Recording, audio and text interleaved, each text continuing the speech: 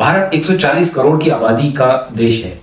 जब इतना बड़ा देश होता है तो इस देश को चलाने के लिए बड़ा इंफ्रास्ट्रक्चर की जरूरत होती है और उस इंफ्रास्ट्रक्चर को बनाने के लिए लोगों की जरूरत होती है, यानी कि रोजगार लोगों तक पहुंचता है। लेकिन इस इंफ्रास्ट्रक्चर को बढ़ाने के लिए जो सबसे महत्वपूर्ण चीज होती है वो होती है जमीन। आज इंफ्रास्ट्रक्चर के नाम पे हम अपने जमीन को खत्म कर रहे हैं, हम अपने पर्यावरण को कहीं ना कहीं खत्म करते जा रहे हैं। क्या डेवलपमेंट के नाम पे और बड़े इंफ्रास्ट्रक्चर के नाम पे ये किया जाना सही है और कहां तक सही है? तो दोस्तों, आज का विषय बड़ा ही महत्वपूर्ण है और ये 2 पार्ट में ये विषय है, इसलिए इस वीडियो को आप आखिरी तक देखिएगा। और जिन लोगों ने सब्सक्राइब नहीं किया या लोग नए हैं वो कृपया कर सब्सक्राइब कर ले, लाइक कर ले और वीडियो अच्छा लगे तो उसको शेयर कर लें और कमेंट करके जरूर बताइएगा आपके क्या विचार है इस विषय पे। बिना कोई समय बिताते हुए चलिए शुरू करते हैं। अंग्रेजी का एक टर्म है डीम्ड फॉरेस्ट, यानी कि माना गया जंगल। ये वो स्थान होता है जो होता तो जंगल है पर इसे जंगल की श्रेणी में रखा नहीं गया होता है। और यही कहानी है हैदराबाद की उस जंगल की जिसका नाम कांचागाचिबोली फॉरेस्ट है। ये फॉरेस्ट यूनिवर्सिटी ऑफ हैदराबाद के अंदर आता है और इसका क्षेत्रफल 400 एकड़ का है। इस क्षेत्रफल के अंदर बहुत सारे जीव जंतु रहते हैं। क्योंकि ये ऑफिशियली फॉरेस्ट लैंड नहीं है, इसीलिए हैदराबाद सरकार यहाँ पे एक IT हब बनाना चाहती है, जिसके लिए उन्होंने 30 मार्च 2025 यानी कि रविवार के दिन रात को इस जंगल को काटना शुरू किया। जब ये खबर यूनिवर्सिटी तक पहुंची तो यूनिवर्सिटी के बच्चे और काफी प्रोफेसर्स और बाकी पर्यावरण को संरक्षित रखने वाले लोग इसके विरोध में उतरे।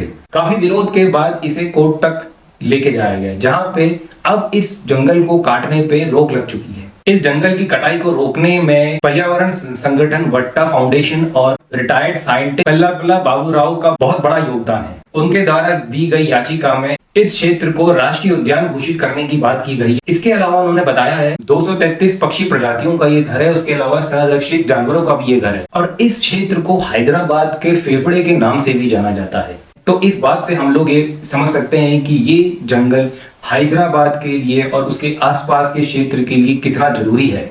हैदराबाद तेलंगाना राज्य के अंदर आता है और तेलंगाना राज्य में जाहिर है और भी ऐसे क्षेत्र होंगे जहां पर IT हब बनाया जा सकता है। मुझे लगता है इस क्षेत्र को जैसा है वैसा ही छोड़ देना चाहिए और इसको एक फॉरेस्ट की श्रेणी में बदल देना चाहिए। अच्छी बात यह है कि जब से ये खबर निकल के आई है तो सोशल मीडिया पे लोग इसके ऊपर बात कर रहे हैं। लेकिन दोस्तों, बुरी बात यह है कि एक ऐसा राज्य भी है जो पिछले 20 सालों से उसके ऊपर इतना बोझ डाला जा रहा है, यानी कि अगर अंग्रेजी में मैं बोलूं तो इतना ज्यादा एक्सप्लॉयटेशन उसके ऊपर किया जा रहा है, जो अब वो राज्य कहीं ना कहीं दम तोड़ता नजर आ रहा है। और मैं बात कर रहा हूं यहाँ पे उत्तराखंड की। उत्तराखंड दोस्तों एक ऐसा राज्य है जिसने पूरे भारत को कुछ ना कुछ दिया ही है, चाहे बात योग की हो, अध्यात्म की हो या पानी की हो या फिर हाइड्रो प्लांट्स हमारे उत्तराखंड के अंदर हैं, तो बिजली पूरे भारत के अंदर वो देने का काम करता है। लेकिन उसके एवज में उसे क्या मिला? सिर्फ विनाश, सिर्फ तबाही, और वो मंजर आपको हर साल नजर आता है।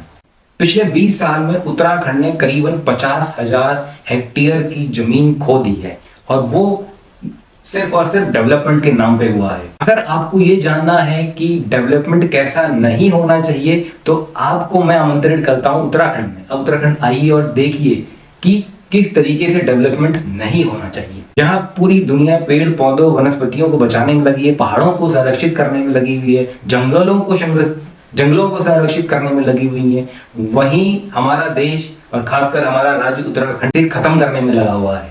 उत्तराखंड की 2 प्रमुख नदियां जिसमें गंगा और यमुना शामिल है, वो भी आज के टाइम पे कमर्शियल यूज की वजह से अपना क्षेत्रफल खोती जा रही है और राज्य की करीबन 207 हेक्टेयर वन भूमि का इस्तेमाल 6 अलग अलग योजनाओं के लिए किया जा रहा है, जिसमें खनन, hydro power plants, pipelines, irrigation और इसके अलावा रोड निर्माण शामिल है।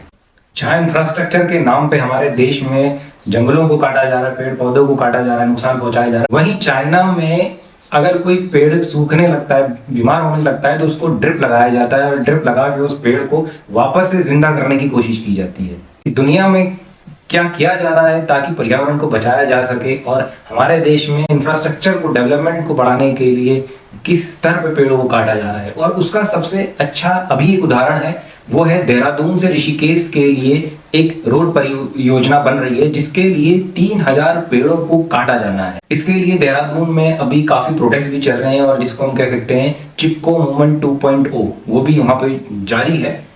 और ये जो योजना है, इस योजना से फायदा क्या होगा? और सबसे बड़ी चीज है, कई ऐसी योजनाएं हैं जो शायद जिनकी जरूरत है नहीं, क्योंकि ऋषिकेश से देहरादून 45 किलोमीटर की दूरी पे है, तो बहुत बड़ा फर्क पड़ना है नहीं उससे। ये जो एक योजना लाई जा रही है जिसके लिए 3000 पेड़ काटे जा रहे हैं, उससे 15 मिनट आपके बचेंगे। तो आप सोचिएगा, क्या 15 मिनट बचाने के लिए आप अपने सांसों को कम करना चाहेंगे? क्योंकि पेड़ जिंदा रहेंगे तभी आपके फेफड़े जिंदा रहेंगे। और हमारे देश में भी इंडिविजुअल लेवल पे भी और संस्था के रूप में भी कई लोग ऐसे हैं जो एनवायरनमेंट को बचाने में लगे हुए हैं, जिसका एक सबसे अच्छा उदाहरण है सदगुरु, जो सेव सॉइल के नाम से एक योजना चला रहे हैं। इसके अलावा उससे पहले उन्होंने सेव ट्रीज के नाम से एक योजना चलाई है, जिसमें उनका लक्ष्य था 1 करोड़ पेड़ लगाने का, और वो पेड़ सारे नदी के किनारे लगने हैं। क्योंकि उन्होंने एक बात बोली थी कि अगर नदी चलती है तो वो जीवन देती है, और अगर नदी दौड़ती है तो वो विनाश का कारण होती है। तो ये समझना बहुत जरूरी है कि आपको विनाश चाहिए या जीवन चाहिए।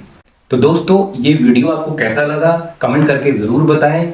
आज के लिए इतना ही। नमस्कार। जय भारत, जय जननी, जय महाकाल।